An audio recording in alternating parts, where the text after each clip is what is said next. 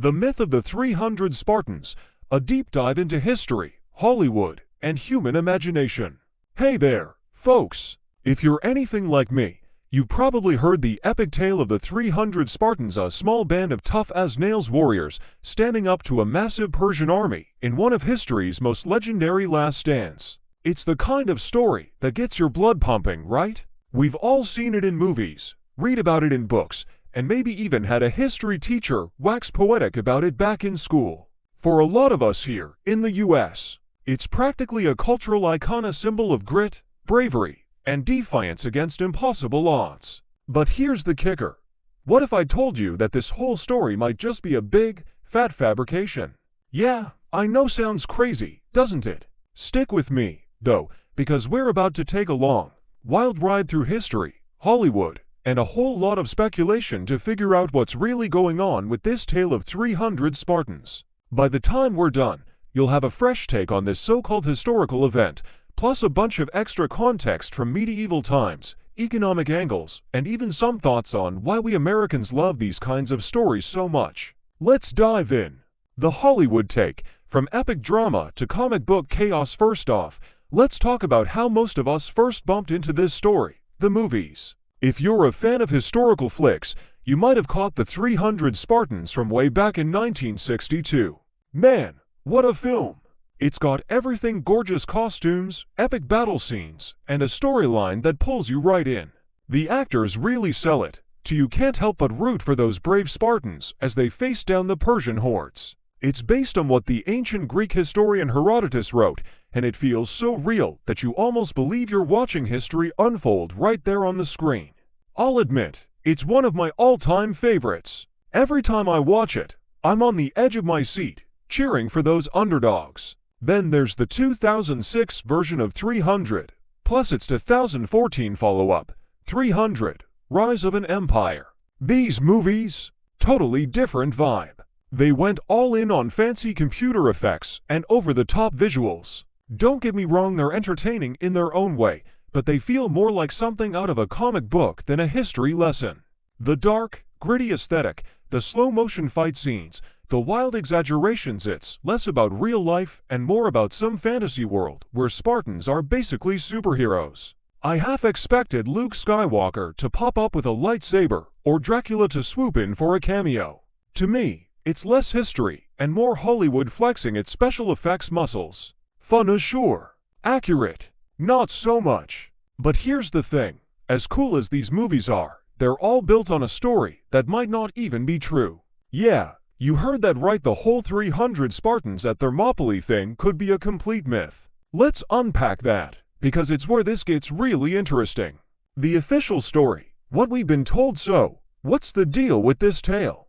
According to the history books, way back in 480 BC, a Persian king named Xerxes rolled into Greece with a massive army, think millions of soldiers, if you believe the old accounts. The Greeks, led by a Spartan king named Leonidas, decided to make a stand at a narrow mountain pass called Thermopylae. Leonidas brought just 300 of his best Spartan warriors, plus a few thousand other Greek allies, to hold off this gigantic Persian force. For 3 days, they fought like lions, holding the pass against insane odds until they were betrayed, surrounded, and wiped out.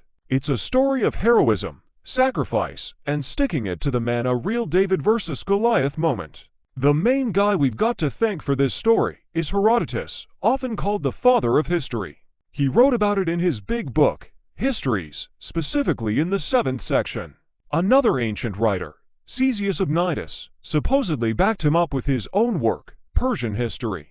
These two are the big sources everyone points to when they talk about Thermopylae. Sounds legit, right? To ancient historians writing about the same epic battle. Case closed. Well, not so fast. Let's dig a little deeper into these sources, because things start to get shaky pretty quick. The problem with Herodotus and Ctesias, here's where the cracks start showing. First off, Ctesias of Cnidus is a bit of a mystery man. Nobody's ever seen his original writings, just bits and pieces quoted by other writers from the Middle Ages, and even those guys are kind of sketchy. Modern historians have looked at what's left of Ctesias's work and said, this doesn't add up. A lot of what he wrote about Persia seems exaggerated or just plain made up. So, relying on him to back up the Thermopylae story. That's like building a house on quicks and not exactly solid ground. Then there's Herodotus. He's the big name here, the one everyone trusts. But here's the twist, his histories might not be as ancient as we think. The earliest copies we have of his work don't show up until the late 1500s, way after the time he was supposed to have lived. That's a gap of almost 1,000 years. Some folks argue that what we call ancient Greek history was actually cooked up during the Middle Ages by clever writers in places like Italy. They say these guys churned out fake ancient manuscripts to make their own history sound more impressive, kind of like a medieval PR campaign. Imagine it, a bunch of scribes sitting around in the 1400s or 1500s, dreaming up tales of heroic Spartans and evil Persians. They'd write these stories, slap some ancient-sounding names on them, and pass them off as long-lost classics. No original documents, just copies of copies convenient, right? If that's true, then Herodotus isn't some eyewitness from 480 BC. He's a character invented centuries later to sell a good story. Now, I know what you're thinking. Come on, that's a stretch. And yeah, it's a bold claim. But stick with me, because there's more to this than just shaky sources. What if the whole idea of ancient Greece, as we know it, Sparta, Athens, all that jazz, was built on a foundation of medieval myths? Ancient Greece, real or medieval make-believe? Let's zoom out for a sec and talk about ancient Greece as a whole. We've all got this picture in our heads: white marble temples, philosophers in togas, brave warriors like Leonidas. But what if that's just a Hollywood version of history? Some researchers, and I'm not saying I buy this hook, line, and sinker, suggest that what we call ancient Greece is actually a dressed-up version of medieval Byzantine history, pushed back in time to make it sound older and grander. Here's the theory. After the Roman Empire split in two, the eastern half became the Byzantine Empire, centered in Constantinople, modern-day Istanbul. This empire lasted from the 300s AD all the way to the 1450s, when the Ottoman Turks finally took it down.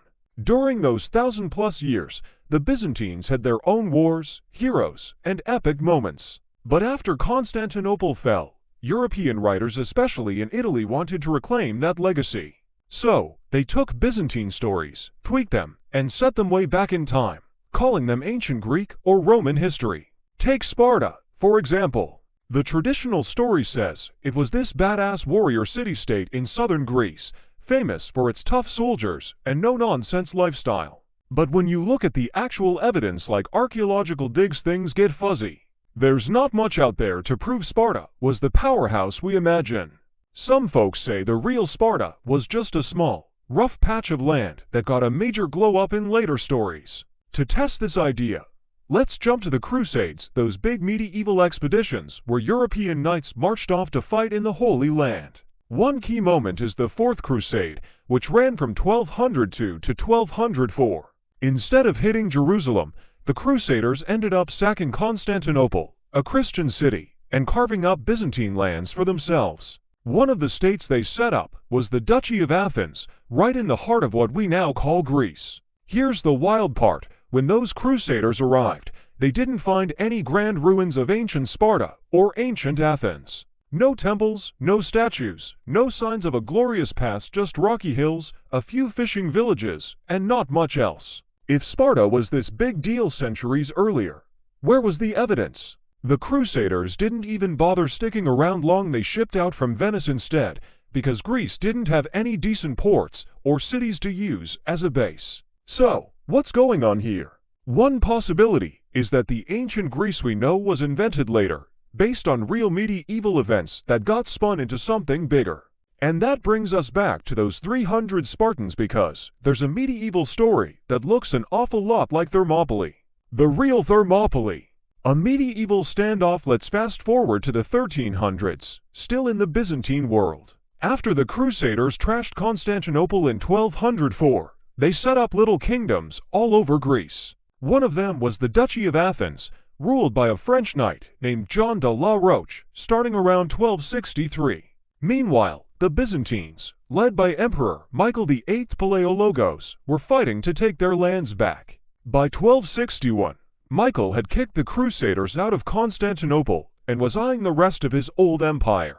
Fast forward to 1275. A guy named John Doukas, a prince from Thessaly, shows up in the Duchy of Athens looking for help. The Byzantines had just taken his capital, and he was on the run. Duke John de la Roche agrees to team up with him partly because John Doukas offers his daughter's hand in marriage to seal the deal. As a bonus, Doukas hands over 300 of his best knights, elite horsemen, not foot soldiers, to fight alongside the Duke. Here's where it gets juicy. Duke John takes these 300 knights and marches off to face Michael's Byzantine army, which is camped out near, you guessed it, Thermopylae, that same narrow pass from the Spartan story. The Byzantine force is huge, made up of all sorts of mercenaries, Muslims from Asia, Scandinavian and Slavic warriors called Varangians, and a bunch of unreliable Ottoman troops. Sound familiar? It's a lot like the Persian army Xerxes supposedly brought to Greece. The battle plays out like something straight out of a movie. John's 300 knights charge into the pass, cutting through the disorganized Byzantine ranks. The Ottoman mercenaries panic and run. The Varangians try to hold the line but can't break the knights' shield wall, and eventually, the whole Byzantine army retreats. John and Doukas win the day, and those 300 horsemen become local legends. Now, compare that to Herodotus's tale. 300 elite warriors, a narrow pass at Thermopylae, a massive multi-ethnic enemy army. It's almost too similar to be a coincidence. The big difference? This happened in the 1300s, not 480 BC. And those Spartans weren't Greek hoplites, they were medieval crusader knights on horseback. Connecting the dots, from crusaders to Spartans. So, how do we get from a medieval skirmish to an ancient epic? Here's one theory. After Constantinople fell to the Ottomans in 1453, European writers started romanticizing the past to boost their own cultural cred. They took real stories like this 1300 battle at Thermopylae and backdated them to a mythical ancient Greece. The 300 knights became 300 Spartans, the Byzantine emperor morphed into Xerxes, and the Varangians turned into Persian immortals. A few creative liberties later, and bam, you've got a blockbuster tale of heroism. Why do this? Well, the 1500s were a rough time in Europe. The Renaissance was kicking off, and people were obsessed with rediscovering the glory of Greece and Rome. Italian scholars, in particular, had a vested interest in making their history sound epic. They were sitting on the old Roman turf, after all. So, they churned out manuscripts, claimed they were copies of ancient texts, and built a whole mythology around it. No originals survived conveniently, but the copies were good enough to fool people for centuries. Why Americans love this story now? Let's bring this home to the US. Why do we eat up the 300 Spartan story like it's Thanksgiving turkey? Think about it. America's all about the little guy taking on the big bad empire.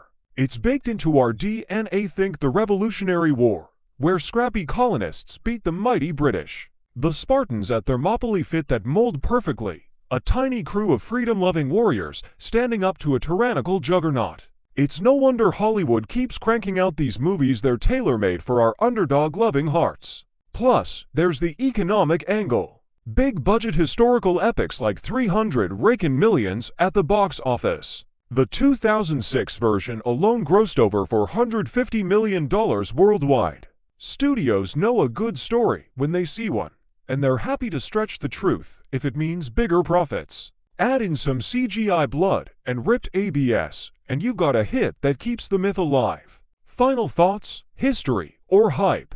So, where does that leave us? Was there ever a real battle of 300 Spartans at Thermopylae? Maybe not, at least not in 480 BC. The story we know might just be a medieval yarn dressed up as ancient history, with a dash of Hollywood magic to keep it going. But does that make it less awesome? I don't think so. True or not, it's a tale that's inspired people for centuries, from Renaissance scribes to modern moviegoers. What do you think? Are the 300 Spartans legit heroes, or just a clever piece of historical fan fiction? Drop your thoughts below. I'd love to hear what you've got to say. And hey, if you enjoyed this deep dive, maybe give a follow or a like. There's plenty more where this came from.